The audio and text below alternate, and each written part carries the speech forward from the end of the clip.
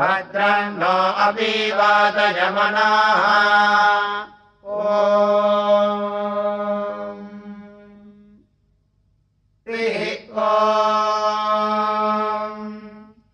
अयं देवाय जन्मने स्तोमो विप्रेभिरासया अकारिरत्नधातमः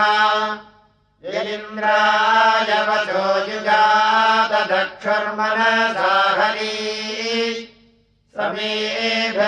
समेभिर्यज्ञमासदा तक्षन्ना सत्याभ्याम् परिज्वानम् सुखम् रथम् तक्षम् धेनुम् सबर्दुघाम् युवानापितरा पुनः सत्यमन्द्रादिजूयवाः विभवोऽभिष्ट्यक्रत सम्भोमदासो अग्मतेन्द्रेण च मरुत्वता आदित्येभिश्च राजभिः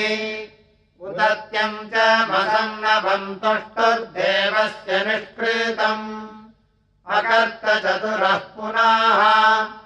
तेनो रत्नानि धत्तनत्रिरासाप्तानि सम्पदे एकमेकम् सुषष्टिभिः